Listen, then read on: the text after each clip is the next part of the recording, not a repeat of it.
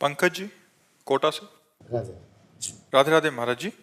महाराज जी, लोग तीर्थ स्थान पर तीर्थ याटन करते हैं, जबकि भगवान सभी जगह हैं, कन कन में हैं, तो धार्मिक स्थलों पर जाना चाहिए या नहीं महाराज जी? मेहंदी में लालिमा होती है ना, पर मेहंदी के पूरे पेड़ को चीर डालो, कहीं लालिमा दिखा दो तुम तुम्हें समझे नहीं ना। उसकी एक प्रक्रिया है ना। उसके पत्ते तोड़िए, उसको बांटिए, बांट के लगाइए, आधा घंटा लगा रहने दीजिए, फिर धो दीजिए। तो आपको दूध में घी है, पूड़ी पका सकते हो, लेकिन घी है उसी में। उसकी एक प्रक्रिया है।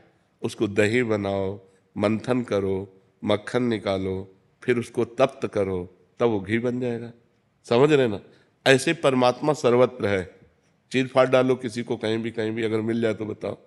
उसकी प्रक्रिया है साधना। साधना के लिए हमें पवित्रता चाहिए। तो हम भगवान के परम पवित्र दिव्य स्थानों में जाते हैं, हरिद्वार, काशी। इनमें हमें पवित्रता मिलती है।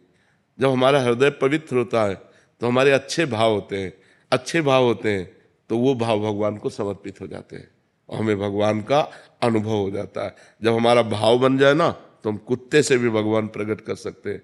हमारा भाव बन जाए तो हम ईंट से भी भगवान प्रकट कर सकते हैं। हमारा भाव ना बने तो भगवान में भी भगवान नहीं दिखाई दे रहे। दुर्योधन का भाव नहीं है भगवान के प्रति, तो श्री कृष्ण को एक बहुत विद्वान प्रवीण यदुवंशी समझता, वो भगवान नहीं मानता।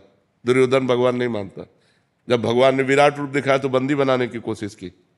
वो भगवान को मनुष्य मानता रहा, कभी भगवान नहीं माना। तो बात समझ में नहीं। ये जो तीर्थ बने हैं ये पावर है, अध्यात्म के पावर है।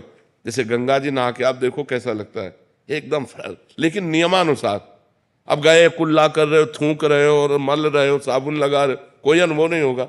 गए साष्टांग दंडवत किए, माथा में जल रखा और गए चुपचाप 5, 7, 11 डुबकी लगाई, एकदम बाहर हो गए, देखो एकदम आनंद आएगा।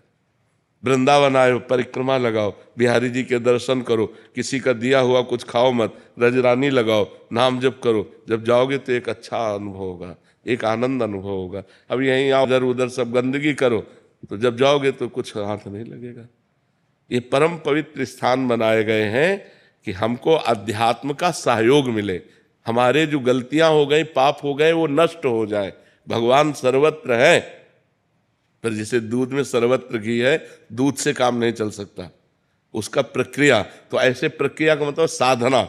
तो साधना का प्रारंभ करने के लिए हमें जो पवित्रता चाहिए वो गंगा है, काशी है, जो बड़े बड़े तीर्थ है, इनमें इसीलिए जाया जाता है कि हम गृहस्थ हैं, हमसे कोई ना कोई पाप बन जाते हैं। तो इन तीर्थों में जाने से हमारे पाप नष्ट होते हैं, हमारे पुण्य बनते हैं, हमारा हृदय पवित्र होता है। अवश्य जाना चाहिए, पर जिस पद्धति से रहना उसी पद्धति से रहना।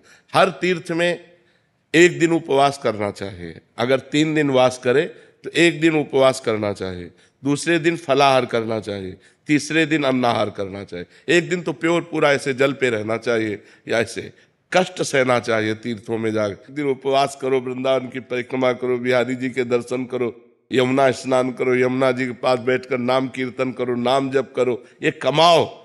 जो तीर्थ स्थानों में परम पवित्र भाव कमाए जाते हैं वो एक, लेकिन बड़ा विचित्र है। यमुना किनारे भी बैठकर गंदी बात करेंगे, यमुना किनारे भी बैठकर गंदी क्रियाएं करेंगे, इधर उधर सब गंदी बातें करेंगे, तो धाम का फिर लाभ कहाँ मिल पाएगा। तो समझ पाते हो, जरूर जाना चाहिए। तो महाराज जी, जैसे इतने बड़े बड़े तीर्थ स्थल है, कभी कभी वहाँ पे अनहोनी हो जाती है, इंसान भगवान को पाने जा रहा है। आप हमारी बात सुनो। अनंत जन्मों से भटका हुआ जीव, शरीर तो छूटना ही है, राइट टाइम है शरीर का।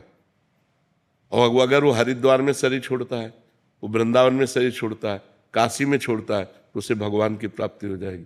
कितना बढ़िया लाभ मिला। शरीर तो छूटना ही था, लेकिन शरीर ऐसी जगह छूटा कि भगवान की प्राप्ति हो गई। तो इसमें लाभ हुई कि हानि हुई? लाभ। हाँ, तो हमें नेगेटिव नहीं सोचना, हमें पॉजिटिव सोचना है।